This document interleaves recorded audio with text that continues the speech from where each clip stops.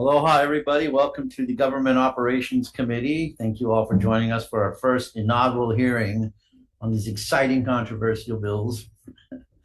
First up, we have Senate Bill 291, Department of Budget and Finance. Good afternoon, Chair. As your inaugural first committee meeting, I thought it imperative that I come up and actually testify instead of just stand on my written testimony. That being said, Chair, you have our written testimony, and I believe for this bill and the next two bills after that, we are providing comments. We do feel that there's, some degree of subjectivity when it comes to putting together the program memoranda and the variance report. We don't feel that the bills are necessary at this time, but we're willing to work with the legislature to come up with a format that we think would be helpful for everybody. Okay, thank you. I greatly appreciate you being here and testifying. Thank you very much. Okay, that's all we have on 291. Anybody in the audience or out in the world of Zoom wishing to testify? Seeing none, we'll move on to the members. Any questions? Seeing none, we'll move on to Senate Bill 292. Once again, Department of Budget and Finance. Sure, I will stand on our written testimony. Well, with comments, correct? With comments, okay. If it's okay with everybody, if you are going to stand on your written testimony, just because we have a Zoom audience, if you could just say whether you're in support, opposition, comments, et cetera, et cetera. Okay. That's all we have for that measure. So we will move on to, and again, reflecting the same concerns as you did on the previous bill. Okay. Senate Bill 293, Department of Budget and Finance. Chair, the department will stand on its written comments again, and be happy to answer any questions. Thank you so much. We greatly appreciate it. Anybody else wishing to jump in besides Budget and Finance?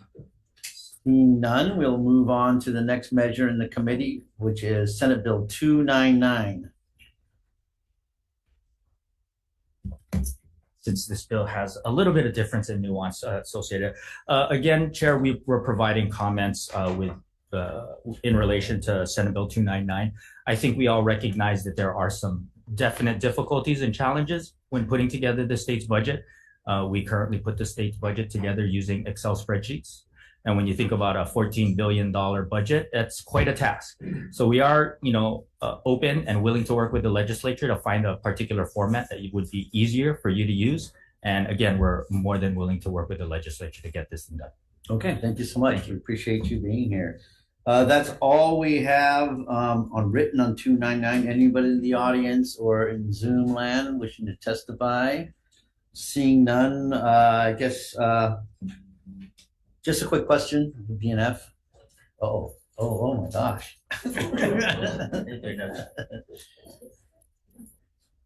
You said first of all, I'm going to mock BNF for using mainframes to put together your spreadsheet. Surely you can come in to join us in the future, engage.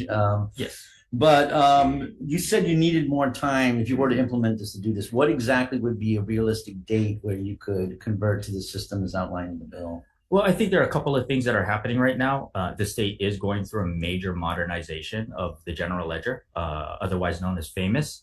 I think once we get the systems in place and when we're accurately able to do, true like monthly closings or quarterly closings where we can look at, expenditures versus what we had budgeted, the ability to provide that level of data is just going to get so much more easier. So I think when it comes to actually preparing, if we could work together during the interim to find that format that the legislature would, basically find appropriate so that it would help them in preparation of the budget bill. So you don't have a timeline for FAMOUS at all? I mean, well, we are currently in the process. We're working on it. It is a tremendous job. I do have a lot of history associated with this. When we first originally started to do the upgrade of the state's financial system back in 2013, actually was when it first started, and here we are, almost 10 years later. We're still trying to work on it. Still don't have a date for it, or a vendor, or we do have a vendor, and there is a system that has been identified. We're currently working with that vendor to make sure that it meets the requirements of the state going forward. So I think we can continue to have this conversation. I'll definitely have more updates for you. Right now with the new structure, and I see that the comptroller is here, and actually the former comptroller is also here.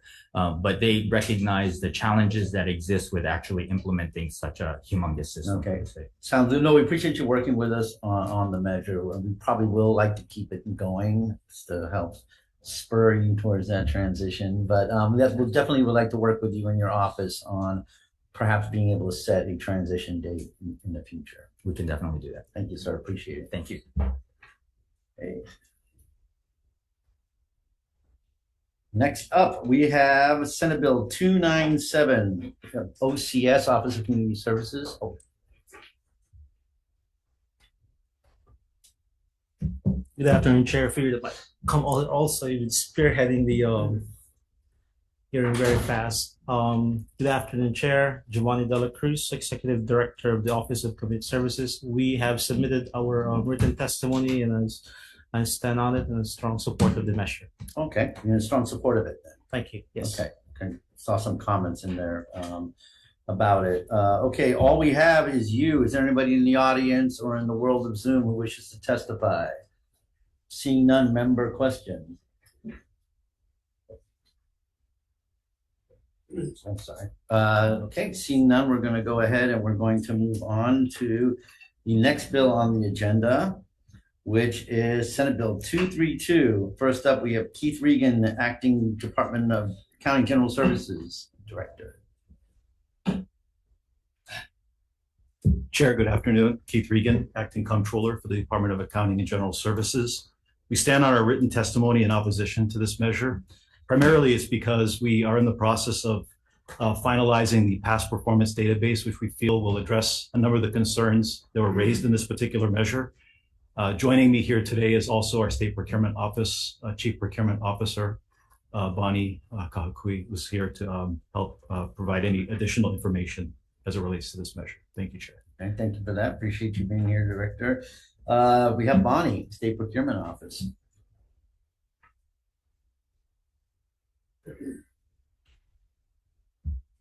Good afternoon, Chair, members of the committee, Bonnie Kahakui, Acting Administrator and Chief Procurement Officer for the Executive Branch. We stand on our written testimony and offer comments and recommendations which echo basically what the comptroller has said. Thank you. Okay, thank you, Bonnie, for being here. We appreciate it. We have Keith Hayashi, Superintendent, Department of Education. Good afternoon, Chair, Senator Wakai.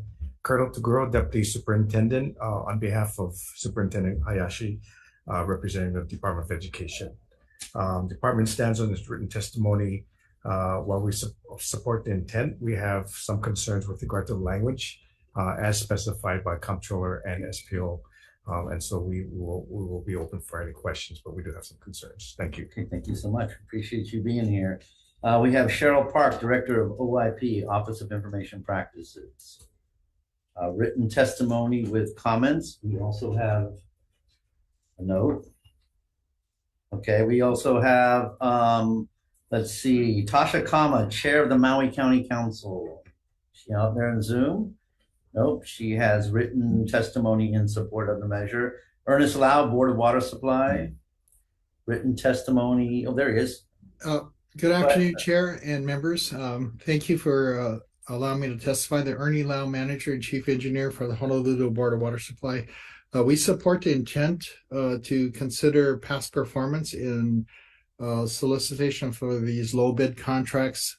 Section 2 inadvertently, I think, leaves out county contracts in consideration for past performance, but we do support the implementation, timely and speedy implementation of Act 188, which is what the State Comptroller referred to and what the Acting SPO head also referred to. We'd like to see that implemented as soon as possible. Thank you so much. Thank you, sir, for being here. We appreciate your testimony. Next up, we have Ryan Sakuda, General Contractors Association of Hawaii. Good afternoon, Chair McKelvey, Vice Chair Gabbard, members of the committee. Ryan Sakuda on behalf of the General Contractors Association. We are in opposition, basically stating the same thing as the Comptroller and SPO. The legislature passed HB 526 in 2021 that requires SPO to establish a past performance database by the end of 2023. They're currently undergoing rulemaking. We'd like to see that completed as we think a lot of these things will be captured in that database, and they serve the same purpose. Happy to answer any questions. Thanks. Thank you, sir, for being here. ACEC, American Council of Engineering Companies of Hawaii. Written with comments, we have Malcolm Barakarski Jr., Chair of the Associated Builder Contractors. Good afternoon, Chair, Senator Wakai. We stand on our written testimony in opposition, echoing most of the other written testimony. Combine that with remedies in existing law, we feel that this bill is not necessary. Thank you. Okay, thank you so much. We also have late testimony from Tammy Lee, Deputy Director, State DOT. Thank you, Chair Kelby. So the DOT, Tammy Lee, Acting Deputy Director for Administration for the DOT. We stand on our written testimony in support with comments. I'm here for any questions. Thank you so much. And then we have late from Tamara Paulton, Council Member of Maui County Council. Is she on Zoom? If not, we have written testimony in support from her. That's all we received on this measure. Is there anybody else in the Zoom universe or the audience who wishes to testify on the measure? God bless you. Seeing none, member questions? I just got a quick question, I guess, of Bonnie, SPO. I'm going to try to reconcile, DAGS was in complete opposition. However, you said that if this bill should move forward, that there would be changes made to the bill per your recommendations, that somehow it would make this measure applicable without interfering with the ongoing work of the database construction. Well, we would have to basically go back and start over again based on new recommendations. But we feel that the previous act was extensive and comprehensive, and we're ready to move forward by the end of 2023. Okay, so then you're pretty much in opposition then. Yes. Okay. Yeah. I mean, we already have it in law, and we're moving forward with the past performance database and the rulemaking, so it's really not necessary. Okay, thank you so much for clarifying that. I appreciate it. Okay, and that's, I guess, all we have for that. Next up, we have Senate Bill 247, and Bonnie, again, SPO. You can get your work out today. Thank you again, Chair, members of the committee. Bonnie Kahakui for the State Procurement Office. We stand on a written testimony providing comments. Okay, thank you so much. We appreciate your comments. We also have Department of Education, Keith Hayashi, or designee thereof. Yes, good afternoon, Colonel Tugor, testifying on behalf of Superintendent Hayashi. So the department stands on written testimony offering comments. We have some comments that would be free to answer any questions that you may have. Thanks. Okay, thank you so much for being here, Kurt. Okay, we also have American Council of Engineering Companies of Hawaii. They have written testimony in opposition, and Tammy Lee, DOT again. Thank you, Chair Kelby. So the DOT stands in support of this measure. I'm here for any questions. Okay, thank you so much. Appreciate you being here. That's all we have on 247. Is there anybody else in the audience or the world of Zoom who wishes to testify? Seeing none, a member question? Seeing none, we'll move on to Senate Bill 233, Cheryl Park, Office of Information Practices. She has written comments on the measure. We have DECA, aka DCCA, Licensing Administrator. Senator,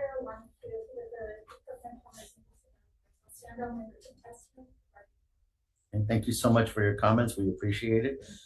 Senate Bill 233, we have Tasha Kama, Council Chair, I guess now Housing Chair. Out there in Zoom? Nope. Written testimony in support. We have Doug Meller, a League of Women Voters of Hawaii. And they have opposition in writing. Sterling Morita, Journalists Association. They too have written testimony in opposition. And we have Brian Black, the Civil Beat Law Center for the Public Interest. Out there on Zoom? No, written in opposition. And finally, Lynn Matsuao, who's an individual. Zoom? Audience? No. Written in opposition. That's all we have for the testifiers on this measure. Anybody in the audience wishing to jump in? Seeing none. Member question? Okay, seeing none, we'll move on to the main bill on the highlight marquee today. Deigns the presence of our awesome Lieutenant Governor. Senate Bill 8. First up, Lieutenant Governor Sylvia Luke.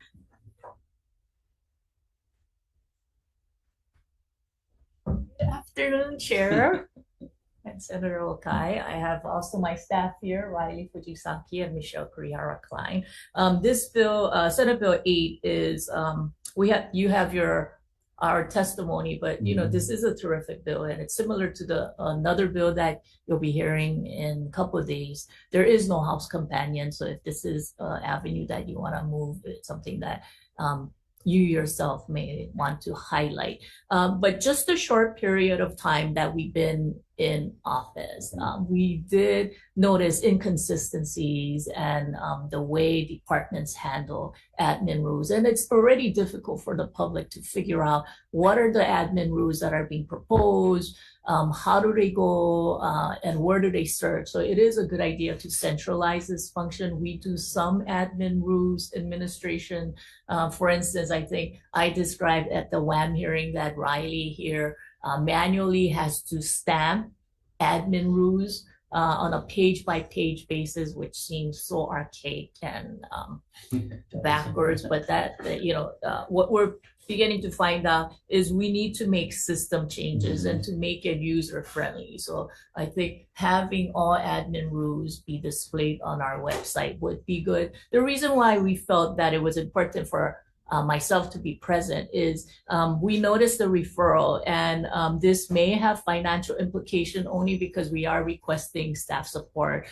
To gather and coordinate with many of the departments is not as easy as it sounds. A lot of times, we have to ensure that they are timely in the admin rules, ensure that these things are on our website, and we need IT support as well. So we'll be working closely with ETS. So if we request some support, then perhaps a re-referral to WAM, depending on if you're planning to put the requested amount, whether it's additional FTEs or additional support to improve our web portal, then a re-referral would be necessary. So we wanted to at least alert that. Okay, thank you so much. Thank you. Thank you so much for being here. Okay, next up we have Robert Cavasso, SHOPO, State Hawaii Association of Police Officers. Written in support, we have Peter Fritz, Assistant Technology Resource Centers of Hawaii. Let's see on Zoom.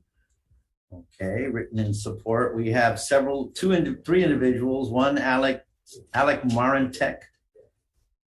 Nope. Michael Zinner on Zoom. Nope. And finally, Cheryl B. And the two, Alec and Michael, are in support, and Cheryl B. has comments but seems supportive. That's all we have. Is there anybody in the audience wishing to testify on the measure? Seeing none. Members' questions of our esteemed Lieutenant Governor?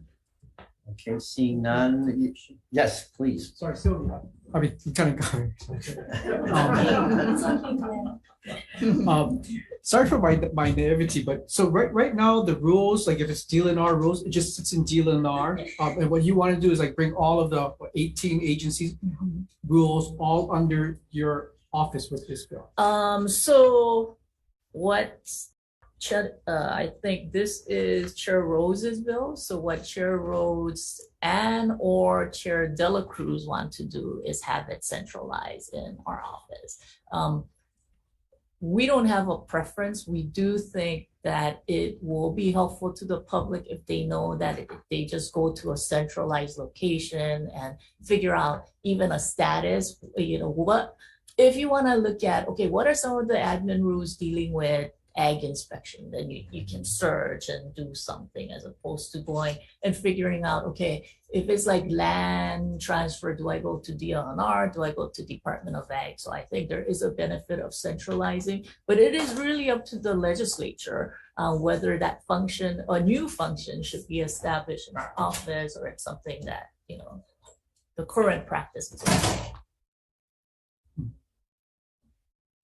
how about, because you talked about personnel costs that might be associated with this. How about like technology Yeah. costs? I mean, is it going to be a request for Yeah. ETS to help stand up all of the back of the house stuff that needs to Yeah. be put together to put Yeah. this together? Exactly. So that's why I mentioned we would have to work directly with ETS to figure out how does this look like? And it may have to be where it shouldn't be, you know, in the ideal situation, it should be where the department submits or put together an admin route, and then they launch it in some type of web portal, and it automatically appears in our web portal, and then we can figure out the status. I mean, if that's the case, then you almost have to have an integrated system where our web portal would be talking to all the various department portals.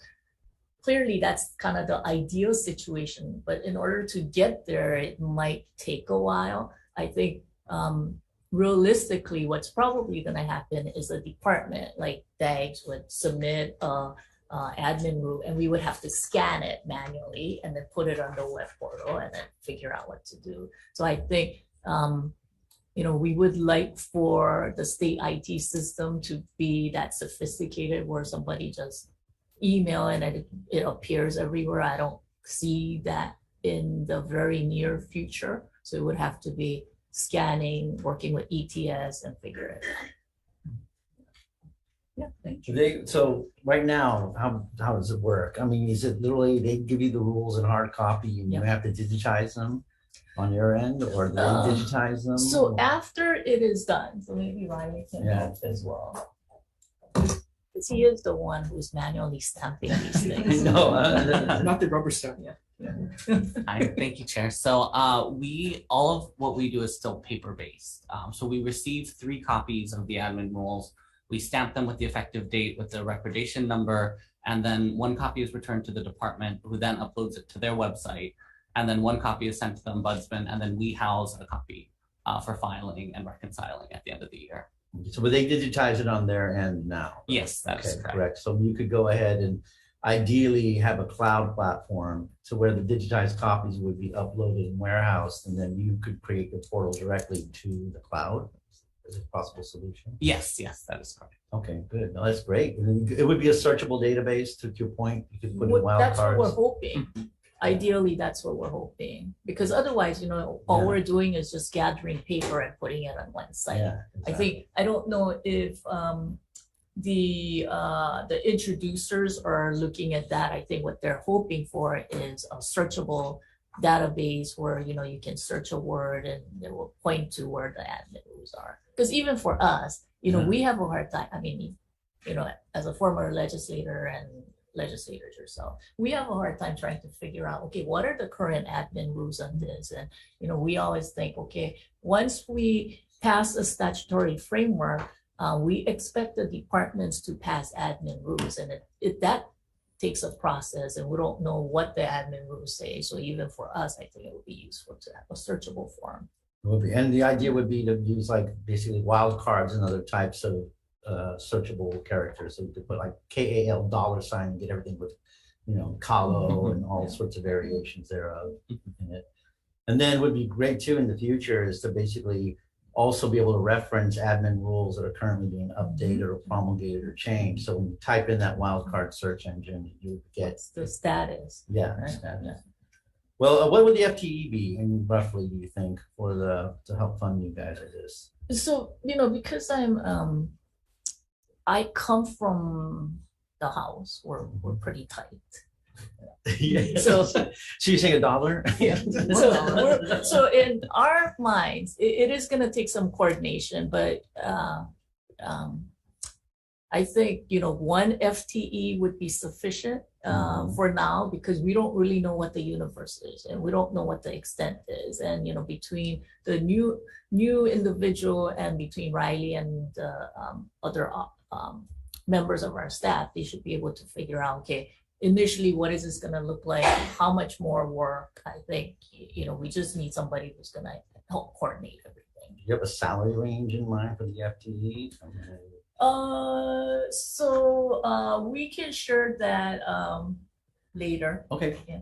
Okay, well, we'll ask Wham to dive in deeper with that on you. Yeah. I'm just curious. from We my have end. salary ranges for our staff. Okay. No, thank you so much. We Wait, appreciate wait, it. Oh, yes, please. Thank you. So no, I like this idea. But I guess my request is like if this is gonna be centralized, I go to the ehawaii.gov website all the time.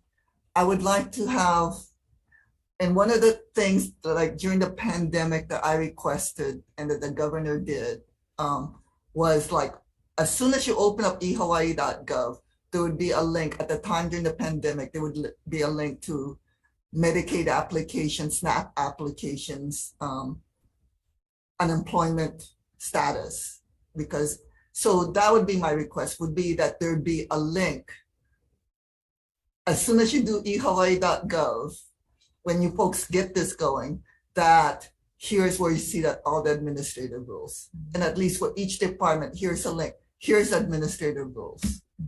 Yeah. Okay. So that would be my request. yeah. So I think in the ideal situation, no matter what department you go to, there should be, a way that you can search admin and it will direct everything to one portal, as opposed to, having different kind of It's all over the place. Yeah. No, because a lot of times people don't know, like, it was only until I became a legislator that I did not know that Kupuna Care Program would be under Department of Health, Office of Aging. I thought that there would be under County Office of Aging, but administrative rules, so centralized. I like the idea. But link would be nice. Would you, sorry, go ahead, please. Those are really good suggestions, but that's kind of beyond what you're doing, right? Yours is purely about admin rules, and the links is a completely kind of different set of circumstances, right? No, I think it's all similar. So I think what Senator San Buenaventura is saying, no matter what website you're on, if you want to search for admin rules, it would direct everything to our web portal, and the web portal will have a searchable word, so that as a citizen, you don't have to automatically think, oh, if I want to do land transfer, or if I want to look at land transfer, I don't have to specifically look at DOA or DLNR or even DOT or DHHL. You just go to any of the department's website and go admin rules, and then it will direct it to our office, and then you can do a search. Brian, you mentioned the two copies, one goes to the ombudsman, who's the other? It's returned to the department that the rules fall under. Okay. So we go down the route of creating one FTE in the Lieutenant Governor's office. Can we cut the budgets of those ombudsmen to right?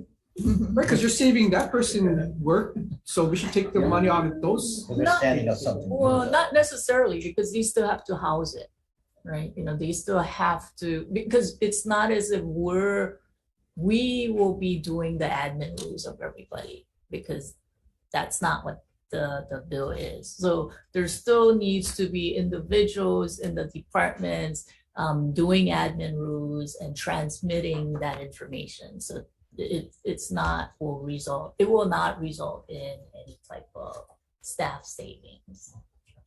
Good try. I want to be like the house. Yeah. Do you really? And so just a final thing. Oh, sorry. You guys are on the house. No. I mean, there's a final thing. So in the future, you talk about, you're looking up an admin rules to say for voting. I mean, was there a plan or a vision to have hyperlinks within the admin rules themselves? So you say you get the rules on voting on how to get a permit, you click on a link and then go to the DOBOR portal to do a permit application, that type of cross-referencing? Because we don't really know what it will entail, I think it's going to be, we're going to learn through setting this up just as you are. So, if we're successful in setting this portal up, then we can look at the next generation of how this would transition. And Trying to get you an extra FTE. yeah. Thank you so much, Yeah, no, Lieutenant thank Governor. you. Members, any other questions, Lieutenant Governor? Thank you so much for being here. We appreciate it. And with that, members, we will recess very briefly for decision making.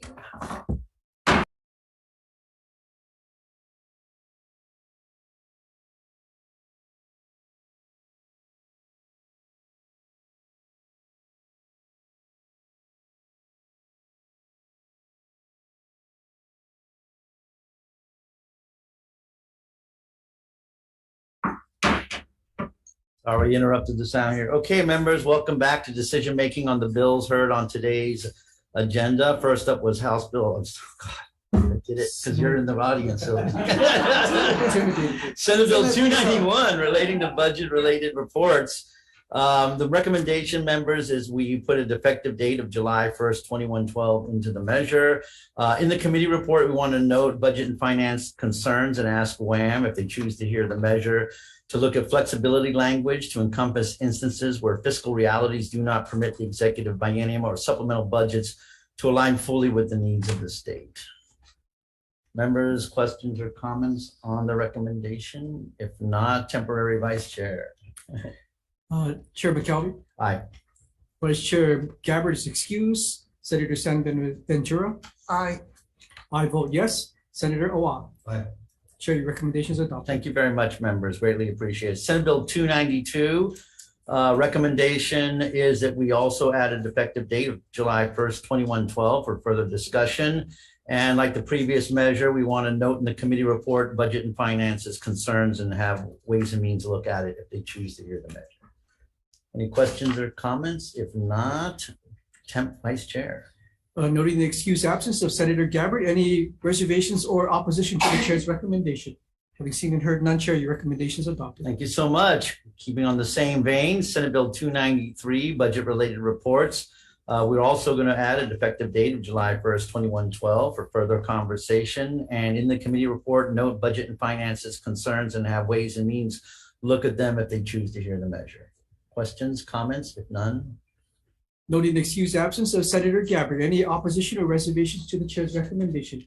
Having seen and heard none, Chair, your recommendation is adopted. Okay, thank you. Senate Bill 299, we're going to defer time certain to Thursday, February 2nd at 3 p.m. so we can discuss the timeline issue with BNF using mainframe still. Okay. Next up, we have Senate Bill 296 relating to submission deadlines. What we're going to do is, considering there was no testimony on the measure, we're just going to adopt technical amendments to repeal and include statutory language, which was the recommendations of our SMA attorneys. Members, questions, comments? If not. Noting the excused absence of Senator Gabbard, any opposition or reservations to the chair's recommendation? Having seen and heard none, Chair, your recommendation is adopted. Thank you so much. Senate Bill 297, grants and aids. There are some issues that have arisen both in the testimony and from our members. So in order to be able to research them further, we're going to defer time certain to Thursday, February 2nd at 3 p.m. in this room. Next up, Senate Bill 232. Same thing here. We're going to defer time certain Thursday, February 2nd, 3 p.m. in this room to research all the issues that were raised in the various testimonies submitted. Senate Bill 247. We're going to also defer time certain Thursday, February 2nd at 3 p.m. to research the issues that were raised in the testimony from the testifiers. And then finally, Senate Bill 233 relating to public testimony at open meetings. Given that the House vehicle only has one committee referral, we're going to defer this measure indefinitely and wait for the House vehicle to cross over. And finally, Senate Bill 8 relating to administrative rules. Members, we are going to go ahead and move this measure on Thursday, February 2nd at 3 p.m. However, per the testimony of the Lieutenant Governor, we want to look for a re-referral to add Ways and Means onto the measure. In the committee report, we'll also put the recommendation of an FTE and possible additional support so the Lieutenant Governor's office can carry it out. So we'll vote officially on it on Thursday, February 2nd at 3 p.m. Okay, that concludes our agenda. Thank you so much for being here.